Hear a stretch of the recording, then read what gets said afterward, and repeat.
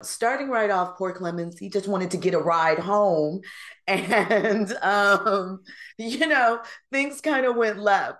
Tell me what attracted you to this role. Because it's so interesting to me, if I may take aside for a minute before Yeah. you answer, the way that you select your roles, because none of them sort of resemble each other. You go from one extreme to the other and playing that. So I wonder, is that done purposely so that it keeps you kind of fresh, or how did you sort Mm. of make that process? And yeah.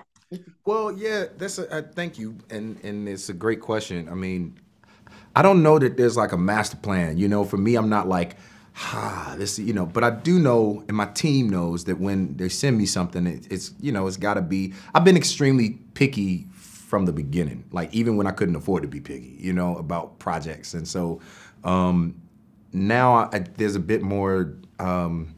A bit more space and time to kind of think about it. And again, like I see it as a marathon and not a sprint. And so like with me, to be able to, when this opportunity came up, I'm like, okay, 1890s or late 1800s, the advent of steamships, the turn of the century, Black, Cambridge educated doctor, do the research, okay, those men existed. What an opportunity to be able to tell those stories. Without having to hit the nail on the head, right?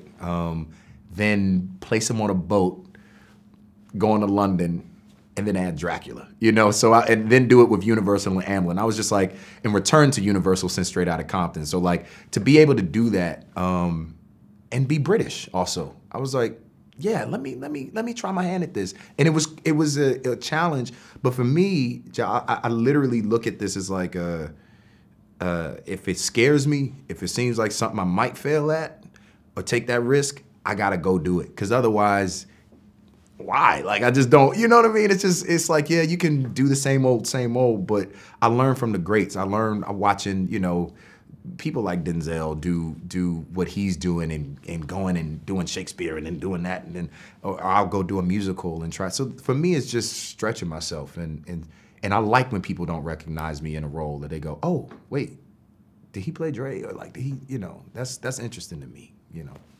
Well, we love to see that. So, when you're working with a piece of IP that is so beloved and has been told several times over, Mhm. the story of Dracula, obviously, this is a different perspective of it. What do you take away, or what do you kind of lock in on as far as wanting to show the audience a new side to this story that, to some degree, they're very familiar with?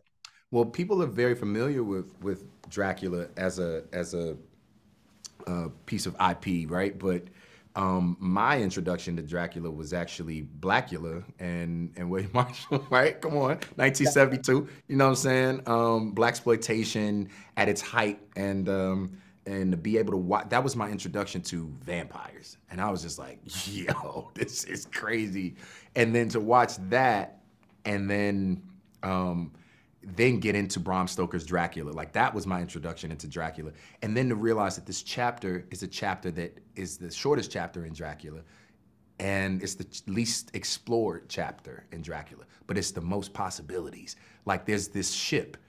We know Dracula before, we know Dracula after, but we don't know what happened in that interim. And we don't know the names of everybody who was on the ship, because when it arrived in London, it was derelict and everyone was dead. So that's what's cool to me. And this version of Dracula also is not the Dracula, the suave guy you see in London. He's a monster.